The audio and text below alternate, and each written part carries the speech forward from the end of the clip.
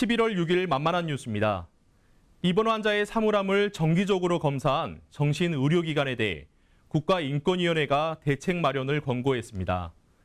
인권위는 정신의료기관이 정기적으로 주 1회 사물함 검사를 일률적으로 실시하는 것은 입원 환자의 사생활 비밀과 자유를 침해하는 행위라고 판단, 이에 해당 병원장에게 재발 방지 대책 마련을 권고했습니다. 관련 진정에 대해 병원 측은 환자가 가지고 있는 물품 중 위험하거나 병동 내 위생에 문제가 되는 물품을 회수해 입원 생활에서 일어날 수 있는 자해, 타해, 질병 등을 예방하는 것이 목적이라고 밝혔습니다.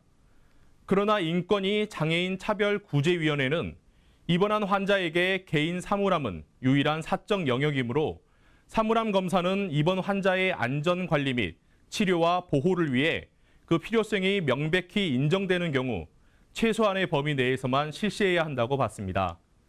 또한 병원은 합리적으로 그 필요성이 인정되는 범위 내 환자들로부터 사전 동의를 받아야 하며 환자가 거부하는 경우 환자의 특성이나 증상, 행동 등에 비춰 안전 및 치료를 위해 사물함 검사가 꼭 필요한지를 개별적으로 검토해 취지와 사물함 검사 관련 사항을 기록으로 남겨야 한다고 판단했습니다.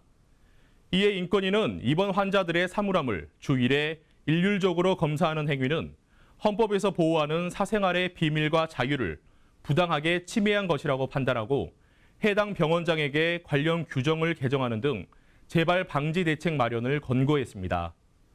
다음 소식입니다. 부산시가 형제복지원 사건 해결을 위해 형제복지원 사건 전담 조직을 운영 중이라고 밝혔습니다. 지난달 29일 전담 조직을 꾸린 부산시는 실질적인 운영을 위해 행정부시장 직속으로 전담 조직을 배치하고 피해자 사실 조사 등 관련 업무를 총괄한다고 밝혔습니다. 또한 사건 자료 수집, 피해자 심리 상담 등은 관련 부서와 협업 체제를 구축해 추진합니다. 부산시는 형제복지원 피해자 측과의 협의에 따라 피해자 모임의 사무 공간 제공과 상담 창구 운영, 각 기관의 산재에 있는 형제복지원 관련 자료 수집 등 우선 추진해야 하는 사업부터 시작할 계획입니다. 이달 말부터는 피해자 면담을 통해 사실 조사를 실시, 형제복지원 특별법 제정 후 신속한 진상규명을 위해 증빙 자료를 사전 확보할 예정입니다. 부산시 관계자는 형제복지원 사건 해결을 위해 우리 시에서 할 수 있는 모든 행재정적 지원을 한다는 게 기본 방침이다라며 전담 조직을 구성한 만큼 피해자 측과 계속 소통하며 사건 해결을 위해 행정력을 집중하겠다고 전했습니다.